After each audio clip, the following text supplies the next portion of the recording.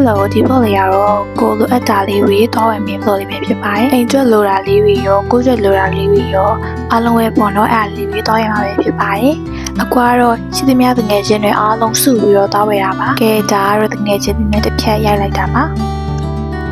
အရင်ဆုံးလမ်းလျှောက်ပြီးတော့ပဲအဒီနီးနားမှာရှိရတဲ့ကိုရှောက်ဖက်ကြည့်ပါရဲ့ရှောက်ဖက်ကြည့်ပြီးတော့မနိုင်တော့လို့ပေါ့နော်တက်ဆီငှားပြီးပဲသွားလိုက်ပါတယ်ဘာလို့လဲဆိုတော့အိမ်မနေဘယ်တော့အခါမှလမ်းလျှောက်တဲ့သူတွေကရန်ကုန်ရောက်ခါမှလမ်းရီကြီးပဲရှောက်နေရတော့ခြေတွေကလည်းအရင်ကိုမှပဲဟွာအရင်နာနေပြီပေါ့နော်ဒါဆိုရင်တော့လူတော်လေးတွေဝယ်ဖို့အတွက်အိမ်မှာရောက်လာပြီပေါ့နော်စီတီမတ်ဘာနာမည်လဲငိမ့်မက်ပြီးတော့ပါဘူးနည်းနည်းကြောက်သွားပြီဆိုပြန်နေလူတော်လေးလိုက်ကြည့်ပါတယ်အဲ့မှာ ready made တွေတော့တော်တော်လေးများတယ်ပေါ့နော်ဒါပေမဲ့ညီကတော့အဲ့လိုမျိုးဟိုတွေဆိုရင်တိတ်မချဘူးလက်ဆက်ဆက်လေးပဲကြိုက်တာဆိုအဲ့ဟာလေးရောတိတ်ပြီးတော့မဝယ်ဖြစ်ခဲ့ပါဘူးလူတလောက်လေးပဲရေတွေနဲ့ဘဝလူရဲ့သားလေးတွေနဲ့ကိုစားခြင်းနဲ့မှုလေးတွေပဲဝယ်ဖြစ်ခဲ့ပါတယ်ပါလာတဲ့ရေတွေလည်းကုန်သွားတော့တောက်ဖို့အတွက်ရေလေးနဲ့နည်းနည်းဝယ်ဖြစ်ခဲ့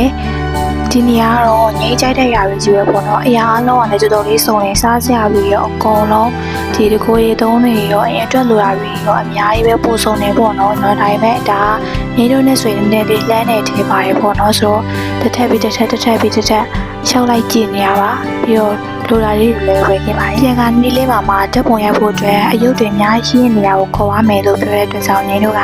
အဲရုပ်တွေရှိနေရကိုသွားပြီးတော့ဓာတ်ပုံလေးတွေလည်းရိုက်ခဲ့ပါတယ်အယုတ်လေးကတော်တော်လေးမှချစ်စရာကောင်းပါတယ်